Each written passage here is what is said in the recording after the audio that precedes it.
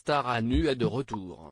Dès le 5 février prochain, les téléspectateurs de TF1 vont retrouver cette émission présentée par Alessandra Sublet. Cette saison, comme la précédente, des personnalités vont tenter de se déshabiller pour la bonne cause.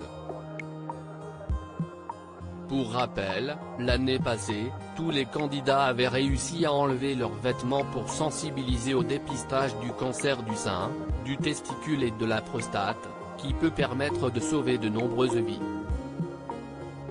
Quelles sont les personnalités qui vont suivre les traces de Firmin Richard, Fanny Leb, Mareva Galanté, Héloïse Martin, Nadège Bossondiago, Madi Bursiaga, Alessandra Sublet et Marine L'Orphelin chez les femmes et Bruno Guillon, Alexandre Devoise, Olivier Delacroix, Baptiste Giabiconi, Satya Oblette, Philippe Candeloro et Franck Sémonin chez les hommes. Le vendredi 5 février prochain, ce sont les hommes qui vont tenter l'aventure, épaulés par Chris Marquet. Cette année, les téléspectateurs retrouveront des visages bien connus, comme celui de l'ex-participant à Koh-Lanta et animateur, Laurent Mestret. À ses côtés, il y aura également le nageur Camille Lacour, l'animateur et journaliste Christophe Beaugrand ou encore les humoristes Jean-Philippe Janssen et Cartman ainsi que les comédiens Vincent Desagna et Gilles Alma. La semaine d'après, ce seront les femmes qui tenteront de se déshabiller sur scène.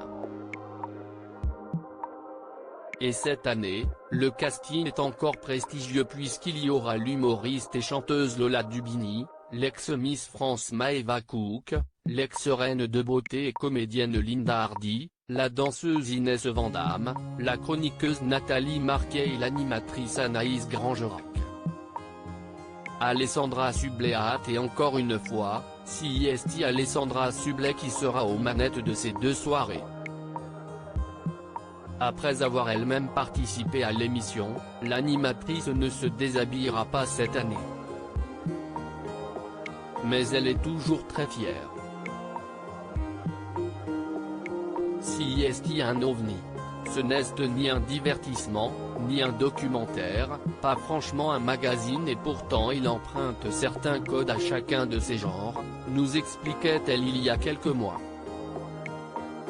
Elle continuait en expliquant la différence entre les participantes et participants, les hommes sont 1000 fois plus pudiques et hypocondriaques que les femmes. Le courage se déclenche plus tard aussi.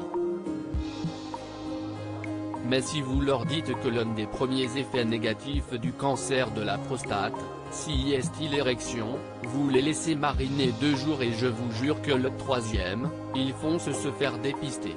Rendez-vous compte, sur les 7 personnalités masculines, aucune n'avait passé l'examen du toucher rectal.